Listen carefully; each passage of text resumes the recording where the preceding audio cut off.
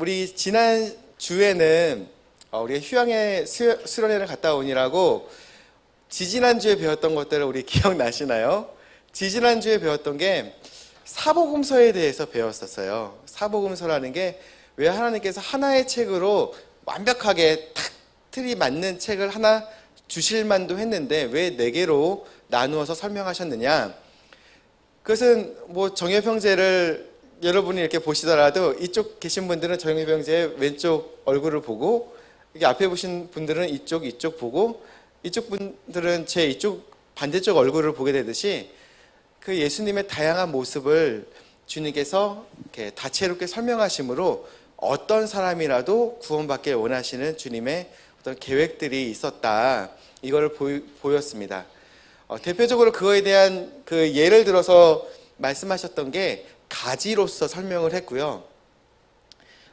하나하나 그 네 가지의 가지로 설명을 하기를 구약에서는 한 가지는 왕이신 그리스도, 또 하나는 종이신 그리스도, 그리고 또 다른 것은 사람이신 그리스도, 또 마지막 다른 하나는 하나님의 아들이신 그리스도, 그 모습을 통해서 설명했던 그것이 신약에 와서는 정확하게 사복음서에 나와 있는 마태, 마가, 누가, 요한이 말했던 그 그룹의 얼굴과 같이 예수님의 그 네 가지 모습을 분명하게 보여주었다는 거.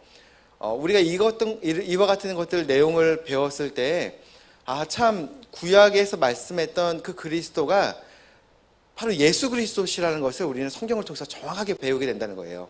뭐 세상에서의 어떤 이만이라든지 이단들이 와서 내가 그리스도다 이렇게 말하더라도 믿을 만한 것이 아무것도 없어요. 그들이 스스로 주장하는 바는 한낱 가치 없는 것들인 것이죠. 우리는 구약에서 말씀하셨던 그 하나님께서 이야기하셨던 분이 바로 예수님이시라는 것을 우리가 성경을 통해서 발견하게 된다는 것이죠. 그렇다면 오늘은요, 그 복음서에서 두 개의 계보가 나왔었어요. 근데 그렇다면 성경에서 구약에서도 많은 계보들이 나옵니다. 누가 누구를 낳고 누가 누구를 낳고 왜 그와 같은 것들을 이야기하셨고, 또한 신약에 와서는 예수님의 계보가 마태복음과 누가복음에 나오는지 그와 같은 이야기를 2시간에 걸쳐서 배우게 될 것 같습니다. 제가 2009년쯤에 이야기를 하나 해드리면 신학교 다닐 때였어요.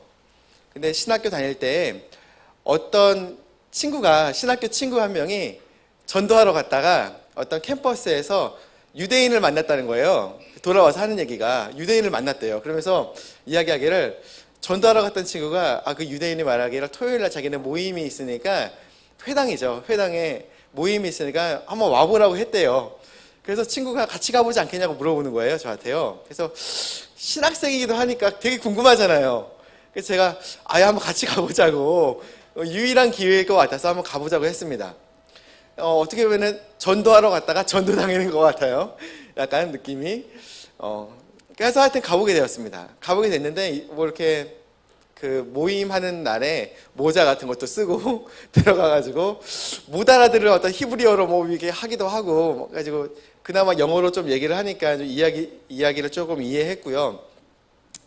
근데 끝난 다음에 어떤 교제를 하는데 그 교제하는데 랍비라는 분이 한 명이 앉아 계시더라고요. 그래서 그 랍비 분이 얘기하시기를 제가 신학교에서 왔다고 하니까 친구랑 저가요. 신학교에서 왔다고 하니까 궁금한 게 있으면 뭐든지 물어봐 달라고 하더라고요. 근데 제가 그 당시에 신학교에서 이렇게 소논문을 하나 썼던 것 내용이 예수님에 대한 계보였었어요. 그래서 이야기를 이처럼 물어봤습니다.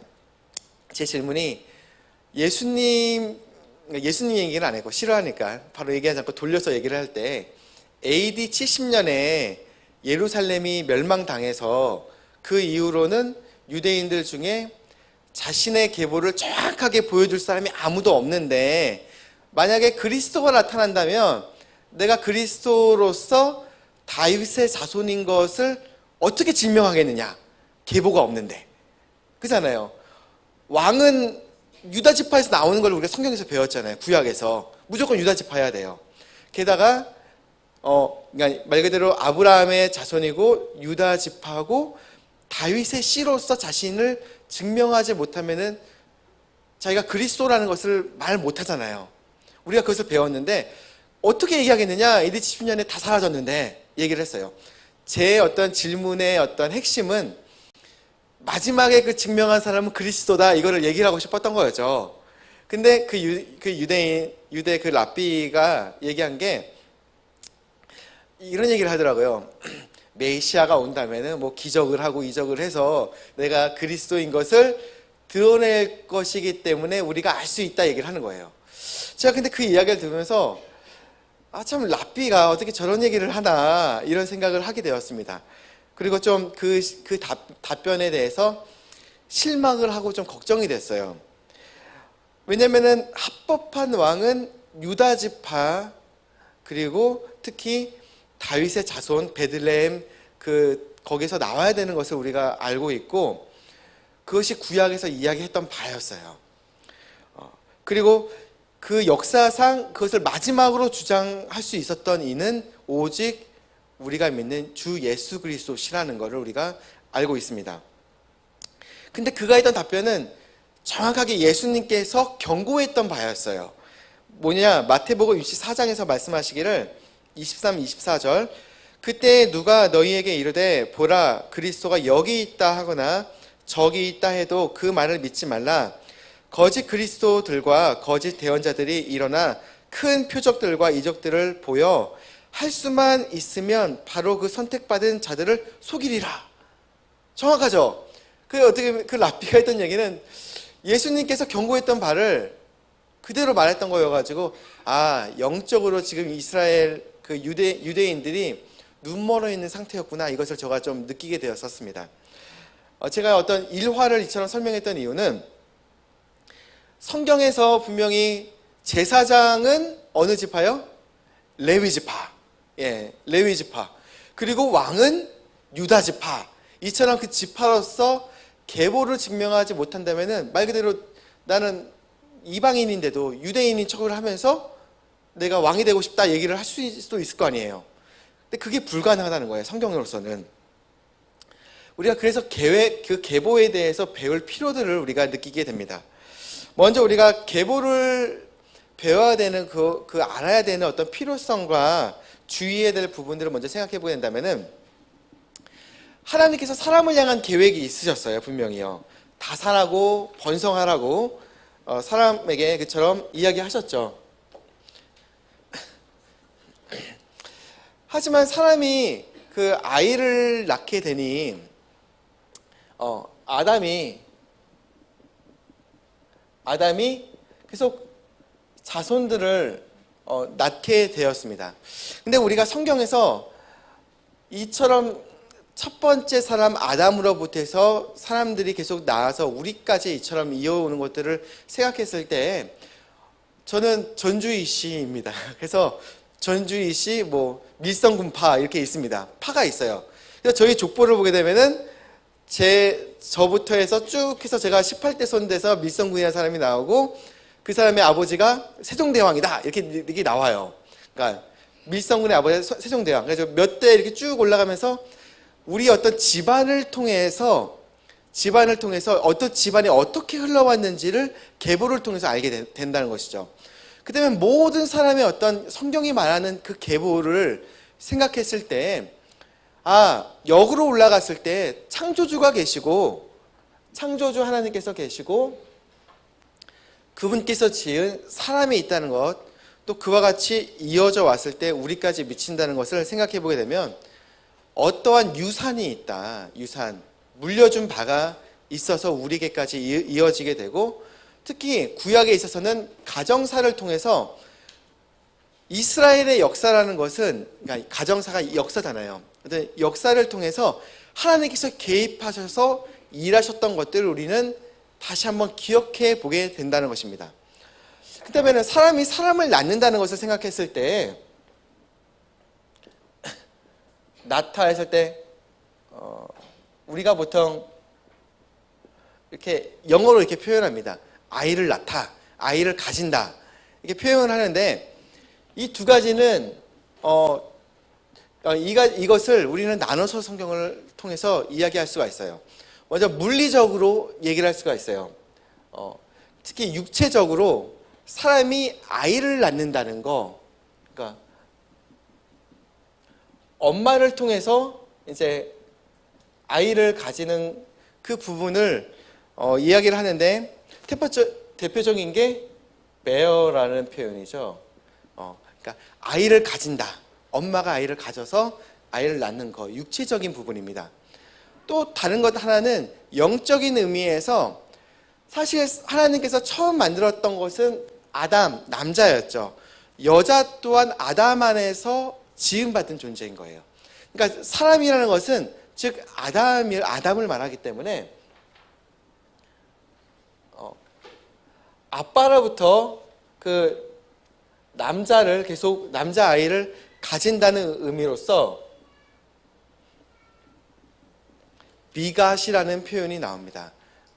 그래서 이것은 엄마가 아이를 낳는다는 게 아니라 아버지의 형상, 아담의 형상을 가진 존재가 또 다른 자신과 닮은 형상을 낳는다는 의미를 가지고 있다는 것입니다. 왜냐? 하나님의 형상으로 지음받은 게 아담이었고 아담은 또 자신의 형상대로 자녀를 가졌다고 성경은 말하기 때문에 이와 같이 비갓의 의미는 형상으로서의, 그러니까 형상으로서의 의미를 낳는다는 의미입니다. 그렇다면 성경 내의 족보는 족보를 우리가 생각했을 때 사실성을 알 수가 있는 거예요. 성경에서 어떤 그 이야기들의 흐름들 안에서 사람들이 나왔다는 것은 우리가 그걸 볼 때 정말 이와 같은 일이 있었구나라는 것을 우리가 생각해 볼 수가 있고 그 일들 안에서 개입하신 하나님의 역사를 우리가 생각해 보게 됩니다. 근데 중요한 것이 무엇이냐? 이스라엘의 왕이 온다면 왕은 유다 지파여야 된다는 거예요.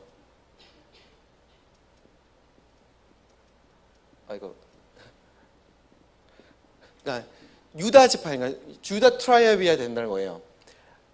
오직 유다 지파에서만 왕이 나올 수가 있기 때문입니다. 근데 문제는 AD 70년에 예루살렘이 멸망해서 그 이후로는 어느 누구도 자기 자신이 왕으로서 설명할 자가 없다는 거예요. 근데 우리가 이와 같이 이제 족보를 이제 들어가게 되는데 족보를 배우는 데 있어서 중요한 것이 하나 있는데 성경에서는 족보를 마냥 다 그걸 이해를 해라 말하는 것이 아니라 주의를 해야 되는 부분들을 설명을 하셨어요. 어떤 부분에서 주의를 해야 되는가 말씀하시기를 디모데전서 1장 3절부터 6절까지는 말씀하시기를 이것은 내가 어떤 사람들에게 명령하여 그들이 다른 교리를 가르치지 못하게 하며 꾸며낸 이야기와 끝없는 족보에 주의를 기울이지 못하게 하려 함이었느니라. 여기 보니까요 어떤 다른 교리를 위한 족보는 안 되고 그리고 끝없이 뭔가 이어지는 게 아니라는 거예요. 족보의 의미가.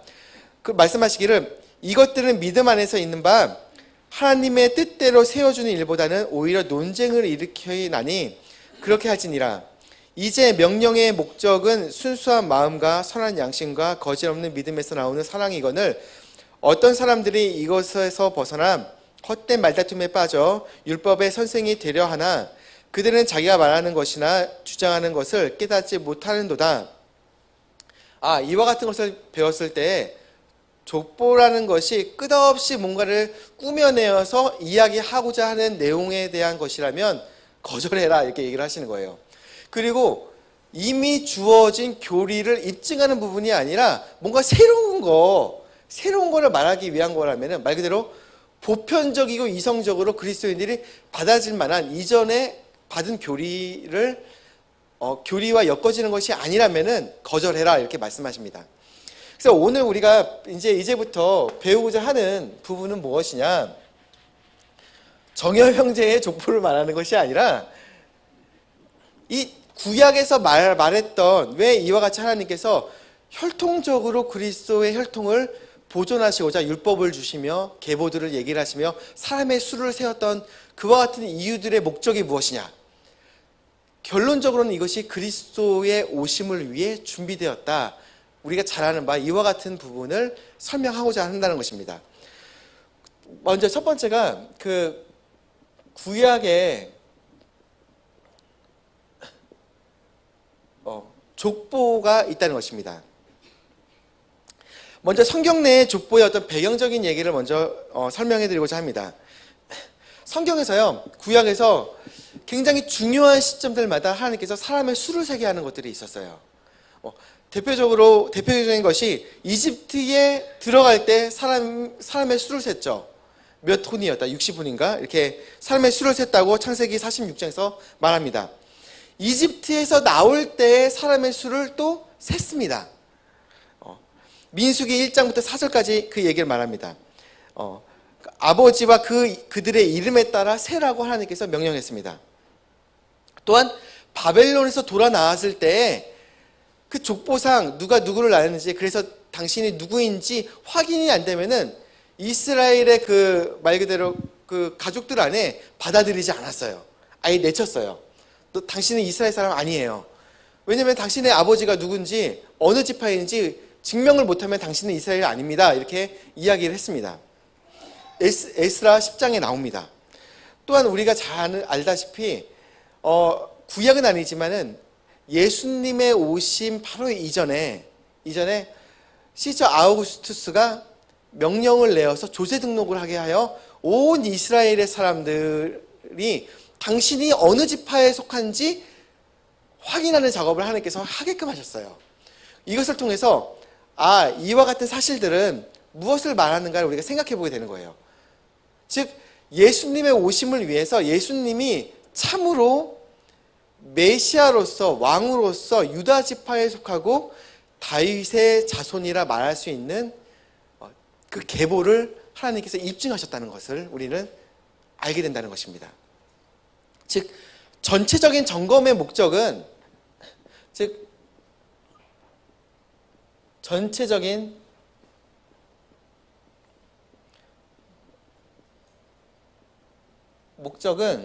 어떤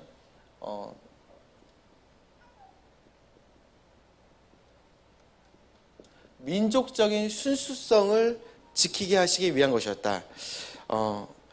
우리가 이제 이 부분에 대해서 한번 좀 더 생각을 해보게 되면은, 그렇다면 우리가 말할 때 민족적인 순수성이라고 말하니까 유대인들은 지금도 굉장히 똑똑하고 뭐 노벨상을 많이 받고 우리나라는 노벨상을 하나도 못 받고 유대인이 좀 더 나은 사람이냐 이와 같이 좀 오해할 때가 있어요. 순수성이라고 말하니까. 게다가 또한 구약에서는 민족적으로 그 이스라엘 민족을 유지하게끔 하셨던 부분들이 나오니까, 그렇다면 뭔가 좀 나은 것이 무엇이냐라고 생각했을 때 우리보다 좀 더 유전적으로 나았냐라고 오해하는 사람들이 많아요. 근데 그것을 말하는 바는 아니에요. 왜냐? 나치가 사실상 우생학이라는 것을 만들었어요. 나치가. 그러면서 자신들이 게르만 민족이 가장 우수하다는 것을 증명하기 위해서 사람들의 유전 형질들을 막 나눈 거예요. 물론 어떻게 보면 육체적으로 봤을 때는 게르만 민족들이 굉장히 체격도 크고 등치도 좋고 좀 나아 보여요. 하지만 하나님은 그와 같이 말씀하지 않으세요. 사람이 누가 더 낫고 누가 더 열성이고 우성이고 열성이고 이와 같은 걸 말하지 않아요. 왜냐? 사람은 모두 다 누구의 형상으로 지음받았다? 하나님의 형상으로 지음받았다. 가장 어떻게 보면 작아 보이고 미천해 보이는 연약한 지체라도 그 사람은 하나님의 형상을 가지고 있기 때문에 존귀한 존재라는 것이에요. 그렇기 때문에 하나님께서는 유전적으로 누가 우성이고 열성이고 이것을 따지는 분이 아니시라는 거예요. 다 존귀한 존재이기 때문에 모든 사람이 구원받기를 원하신다. 우리가 성경을 통해 이와 같은 걸 배웠습니다. 아담이라는 것이에요. 근데 왜 이와 같은 족보를 이렇게 유지를 통해서 씨를 이어가게끔 하셨느냐? 이것은 우리가 첫 번째 복음, 성경에서 소위 말하는 원시복음이라는 것에서 답을 얻게 됩니다. 원시복음이라는 것은 창세기 3장 15절에서 말하기를 내가 너와 여자 사이에 또 내 씨와 여자 씨 사이에 적대감을 두리니 여자의 씨는 내 머리를 상하게 할 것이요 너는 그의 발꿈치를 상하게 할 것이니라 라고 말했습니다. 즉 사람이, 그러니까 아담에 있어서 아담에서부터 나온 그 여자 즉 이브죠. 하와, 이브. 이 여자를 통해서 계속 사람들이 낳을 텐데, 낳다가 보면 어느 순간에 분명히 약속된 씨로서 그리스도께서 나오셔서 뱀의 머리를 칠 것이다. 이것을 약속하신 거예요. 이게 원시복음이었어요. 원시복음.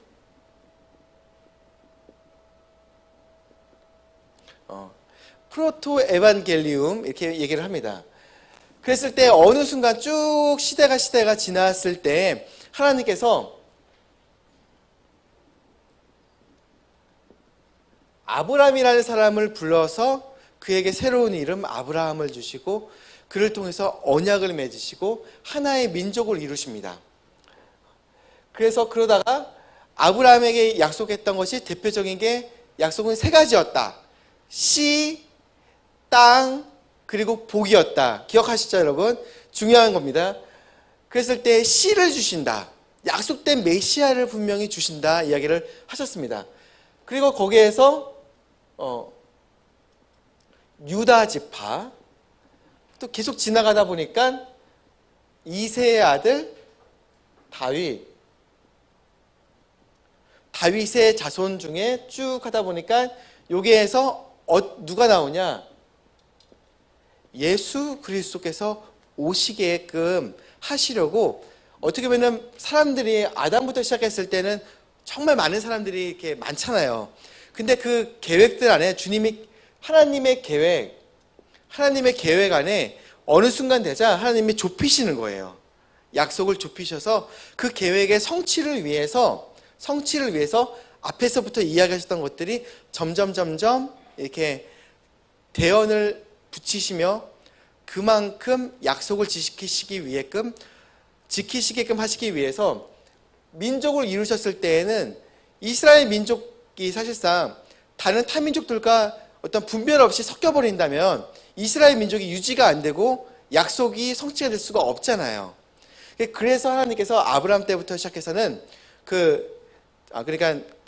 이스라엘 때부터 시작해서는 그와 같이 혈통적인 어떤 부분에서는 한계점을 주셔서 울타리를 주셨다는 것을 우리는 생각해야 되는 것입니다. 그것이 어떤 대언적인 이스라엘의 순수성이라고 말할 수 있고, 우생학적으로 누가 낳기 때문에 아담부터 해서 어느 순간 천재가 한 명 나온다, 완벽한 사람이 나온다, 이거를 위해서 하나님이 순수성을 지키게 하셨다, 이것이 아닌 거예요. 왜냐? 예수님은 우리와 동일한 사람으로서 설명을 하시는 거예요. 사람의 모습만 봤을 때에는 죄를 지을 수 있는 그와 같은 가능성이 있었지만 그럼에도 불구하고 죄는 안 지으셨다는 것이죠. 즉 그 모습만 봤을 때는 우리와는 차이가 없는 분명한 사람이셨다는 거. 사람의 가치로서는 어떻게 보면 연약함을 가지고 계셨다는 거예요. 그렇기 때문에 유전적으로 어떤 특수한 위대한 형질이 나온다, 이것이 아니라는 거예요. 하나님께서 대언의 목표를, 그러니까 즉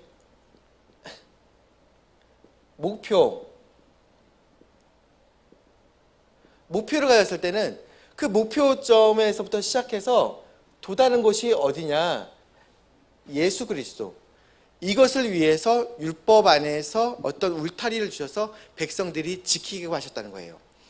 민족들이 서로 섞여버리고, 이스라엘 민족이 하나님의 말씀을 안 지키고 온통 다 섞여버리고 에돔이건 모압이건 다 섞여버린다면은 지파로서 설명할 것이 없잖아요. 메시아가 올 수가 없잖아요. 약속이 안 지켜지잖아요. 그렇기 때문에 하나님께서 최소한의 어떤 그 계획들을 가지고 계셨다는 것입니다.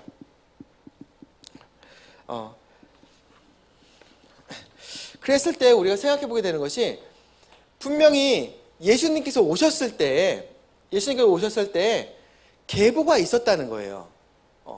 그렇기 때문에 마태복음에서도 누가복음에서도 분명히 그분이 다윗의 자손으로서 설명을 했고요. 그리고 시적으로 예수님이 오셨을 때 사람들 중에 막 아픈 사람이 막 저른발이라든지 눈을 먼 사람이라든지 예수님을 봤을 때 뭐라고 했죠? 뭐 다윗의 자손이여 나에게 긍휼을 베푸소서 그랬잖아요. 다윗의 자손이요. 근데 사람들 중에 어느 누구도 야 예수님 다윗의 자손이 아니야 말하지 마 그거 아니야 그렇게 말하는 사람이 아무도 없었잖아요. 단지 그들이 말한 것은 너 그렇게 말하면 안 돼 이야기를 했어요. 왜냐 다윗의 자손으로서 그러니까 분명히 베들레헴에서 태어나는 다윗의 자손으로서 왕으로서의 그 왕이 될 수 있는 그 명분은 있으시지만은 그 당시에 왕이 누구였죠? 예수님 때 헤롯이 있었죠. 정치적인 왕이 있었고 또한 그 식민지니까 로마 시대에 또한 왕이 있었어요. 황제가 있었기 때문에 다윗의 자손이여 호산나 이렇게 부르는 것 자체가 메시아로서의 정통성 있는 왕으로서 설명하는 타이틀이다 보니까 말하면 안 된다고 말했던 거예요. 우리가 읽었던 것을 생각했을 때 그들이 그처럼 사람들의 입을 막으려고 했던 이유를 우리가 생각해 보게 된다는 것입니다. 하지만 그럼에도 불구하고 예수님께서는 다윗의 자손으로서 왕으로서 일컬임을 분명히 받을 수 있는 명분을 가지고 계셨다. 그랬기 때문에 신약에서 그처럼 사람들이 불렀다. 이것을 생각해 보게 된다는 것입니다. 그러니까 즉 이 순간을 위해서 하나님께서 율법을 주시고 약속을 주시고 이와 같은 걸 행했다는 것입니다. 그렇다면은 예수님의 오심을 대비해서 하나님께서 백성에게 무엇을 바라셨을까? 법을 지키기를 바라셨을 거예요. 그렇잖아요. 무법천지이고 온통 다 섞여버린다면 예수님이 오실 수가 없으니까 약속에 따라서 성취할 수가 없으니까 그러셨을 것입니다. 자, 하나님의 구속의 계획의 정점은 메시아인 그리스도께서 오시는 거예요. 왜냐하면 구속자로서 오셔서 구원을 베푸셔야 되니까요. 그렇습니다. 그러기 위해서 율법에 있어서 백성의 어떤 순수성을 지키게 하는 데 있어서는 두 가지 것이 크게 보이게 되는데 첫 번째가 외부적인 어떤 도전, 문제거리가 올 수 있잖아요. 백성이 섞이는 거, 타민족과 섞여버린다면 안 되잖아요. 그래서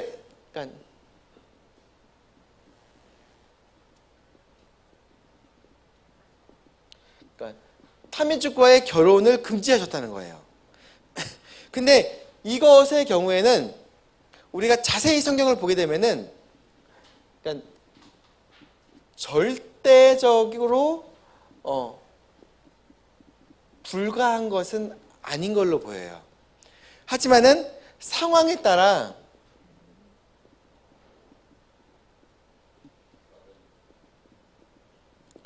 허용하시는 것으로 보게 됩니다.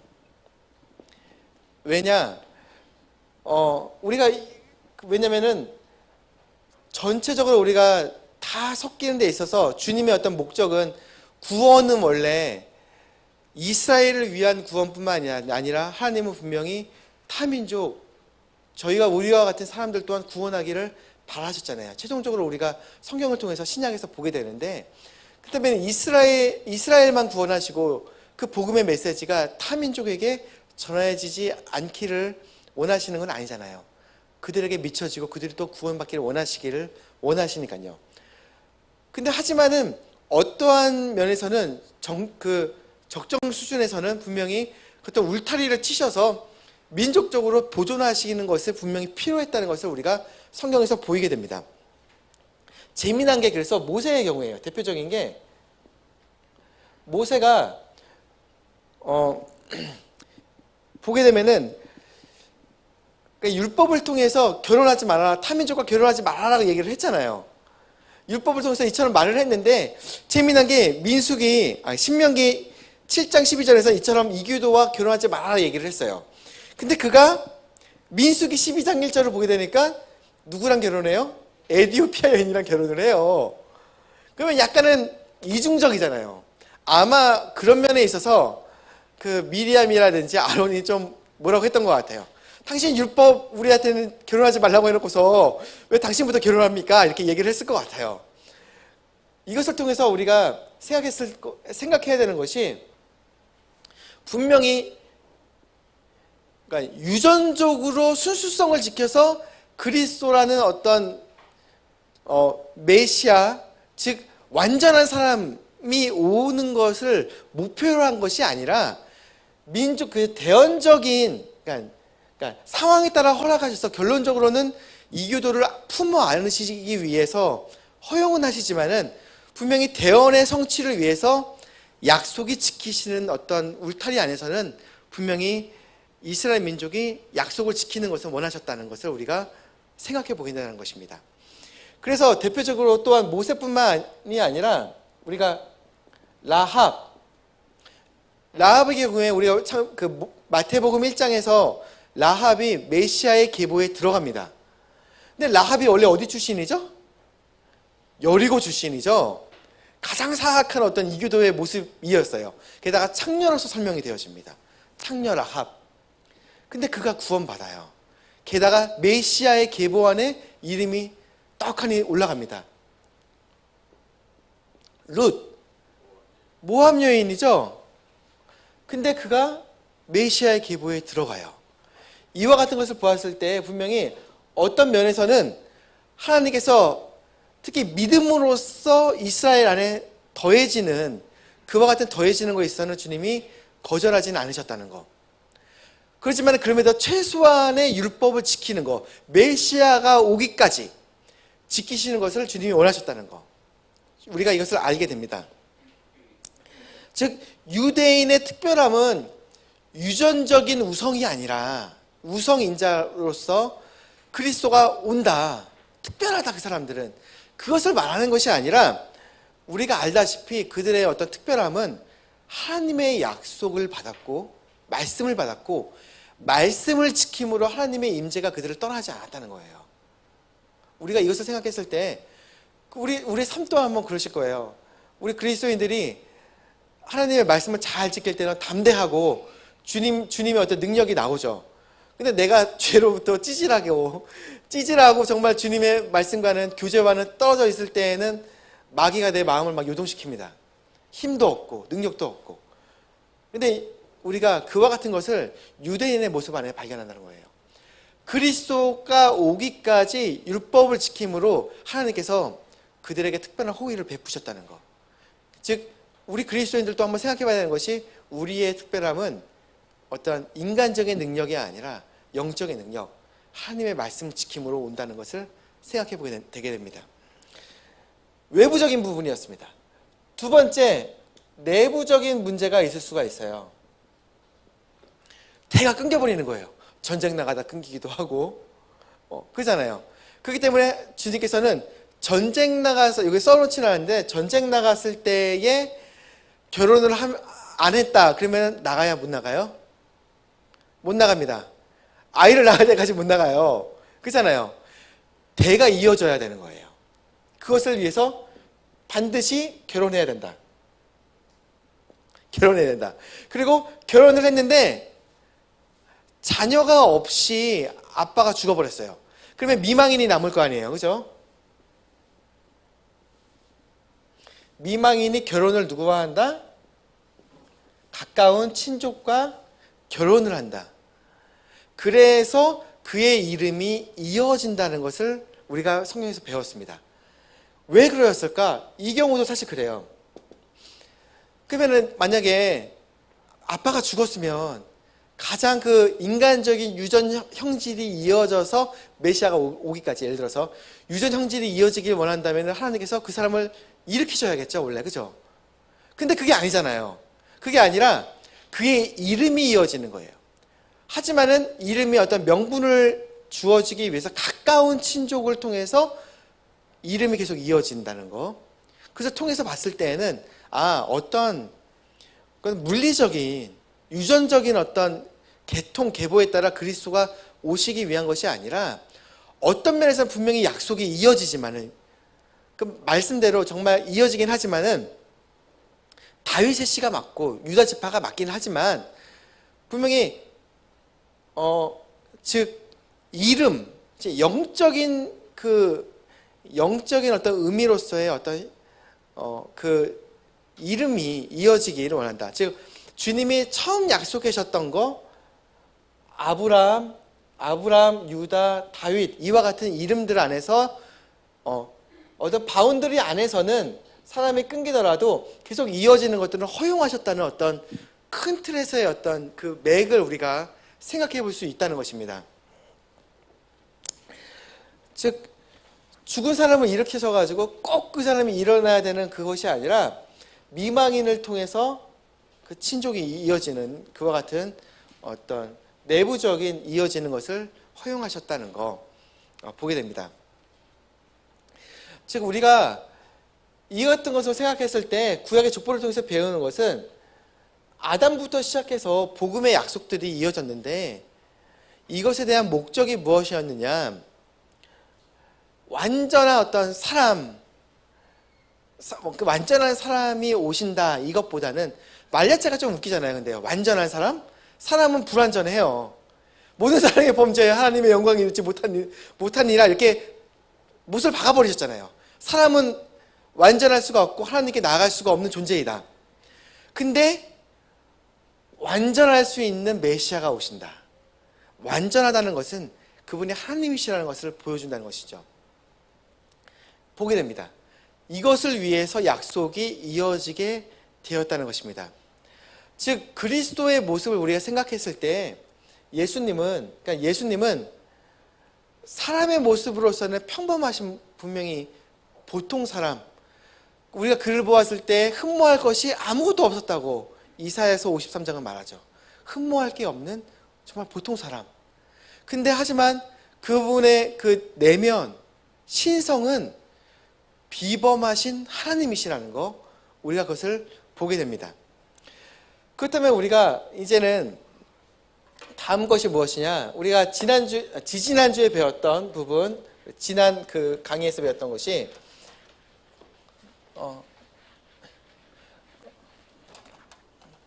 마태, 마가, 누가, 요한복음이 있었습니다.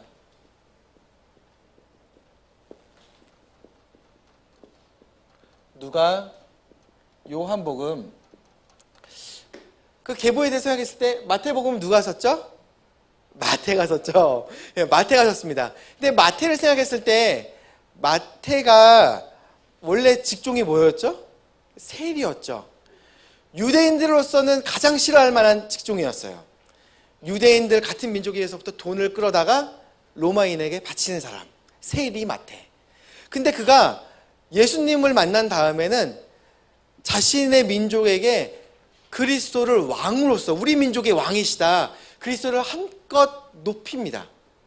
세리 마태, 민족으로서는 민족의 가장 이렇게 흠이 많은 사람이 흠 없으신 그리스도를 왕으로서 추대합니다.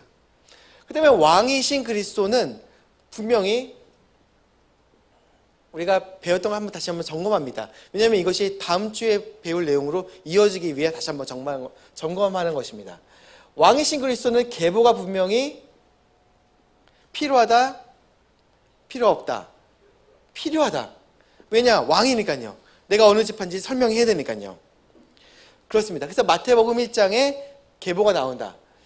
마가는, 여러분 마가가 어떤 사람인지 잘 아실 거예요. 원래 사도 바울이랑 바나바랑 같이 갔었죠. 마가, 요한. 근데 바나바의 조카인 거죠. 근데 갔다가 어떻게 됐죠? 첫 번째 그 선교 여행에서 탈락했어요. 너무 힘들어요. 집에 가버렸어요. 중도 탈락했어요. 신실하지 못한 종이에요. 그렇잖아요. 종의 역할로서 실패한 사람이에요. 근데 끝까지 신실하신 종, 하나님의, 즉 하늘의 뜻을 받들어 이 땅에서 현실하시는 그리스도를 보여줘요. 예수 그리스도는 종으로서 강력하시고 위대하시고 명성 높으신 종이시다. 그렇기 때문에 로마인들에 봤을 때 저분은 뛰어난 분이세요. 그분의 가르침 같은 거는 관심 없어요. 별로. 유대인이 아니니까, 로마인들은. 근데 그분의 어떤 위엄 있고 뛰어나시고 명성 있는 것들은 참 보더라도 너무 닮고 싶은 모습인 거예요. 그렇기 때문에 마가, 요한이 설명한 것은 종이신 그리스도, 하나님의 종이신 그리스도, 그렇다면 로마인들을 향해서 얘기하기 때문에 계보가 필요 없다. 로마의 식민지였잖아요, 유대는. 식민지의 왕이라는 것은 로마인들에게 관심은 없는 바예요. 누가? 사람이신 그리스도. 완전한 사람은 사실 아담이었어요. 첫 번째 사람, 아담. 근데 마지막 아담이라 부르신 그리스도를 설명하고 있다는 거. 그 때문에 사람이라면 사람을 누가 지었는지 첫 번째 아담이 누군지를 설명해야 되잖아요. 그렇기 때문에 계보가 필요하다. 요기 계보와 이기 계보의 차이는 아브라함부터 시작됩니다. 종교적이고 민족적인 계보부터 시작해서 유다 지파 이렇게 얘기를 하면서 예수님이 나온다면, 하향식이라면 여기에서의 계보는 예수님부터 시작해서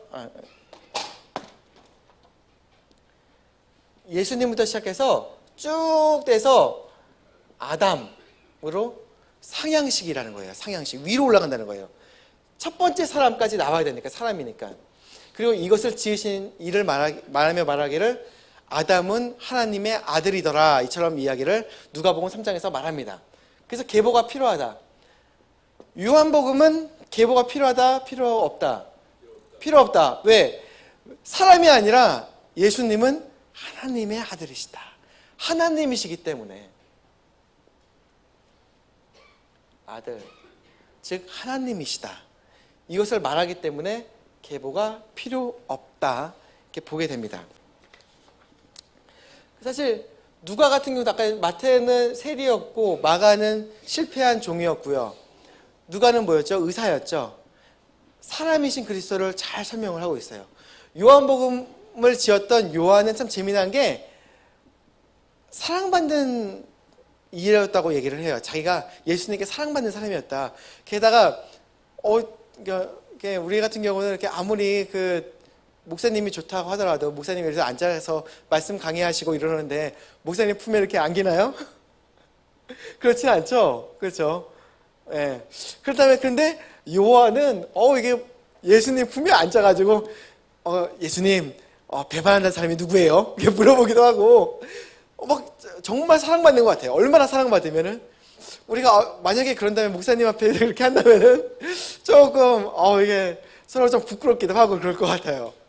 근데 얼마만큼 사랑받은가 잘 보여줘요. 근데 예수님은 그 아버지의 품 안에 계셨던 독생자로 설명을 하시거든요. 그렇잖아요.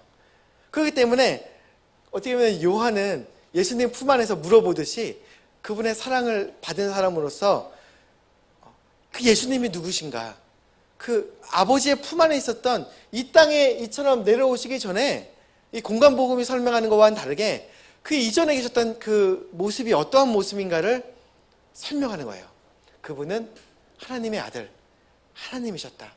시작도 없고 계보도 필요 없고 부분도 필요 없다. 왜냐? 예수님은 누구의 그러니까 그 멜기세덱의 경우를 설명하는 거예요. 히브리서에서는 멜기세덱에 대해서 설명하기를 히브리서 7장 3절은 말하기를 멜기세덱이 예수 그리스도의 모형으로서 설명을 하는데 말하기를 그는 아버지도 없고 어머니도 없고 혈통도 없고 시작한 날도 없고 생명의 끝이 없어 오직 하나님의 아들과 같이 되어 항상 제사장으로 있느니라. 우리가 이 이야기를 들었을 때 예수님의 모습이 이와 같은 것이었다. 하나님의 품 안에 있던 그분의 모습, 하나님의 아들이신 분이시기 때문에 하나님의 아들이기 때문에 무슨 사람으로서의 계보가 필요하느냐? 없다. 그분은 하나님이셨다. 이것을 우리가 성경을 통해 배우게 됩니다. 다음 주는요. 그렇다면 우리가 마태, 마가, 누가, 요한 중에 마태복음과 누가복음을 통해서 계보를 배우게 되는데 그 계보들 안에서 왕으로서 오신다면 또한 사람으로서 오신다면은 육체를 입고 이 땅에 내려오시기 때문에 구약에서 대두되는 질문들에 대해서 응답하셔야 돼요. 그 문제들을 해결하셔야 돼요. 그것을 통해서 우리가 예수님의 그 입시적인 모습이 그분이 정말 사람이시고 또한 하나님이시다. 그분의 신성 그리고 그분이 왕이시고 사람이셨다. 이 부분에 대해서 우리가 한번 좀 더 심도 있게 좀 배우도록 하겠습니다. 기도하고 마치겠습니다.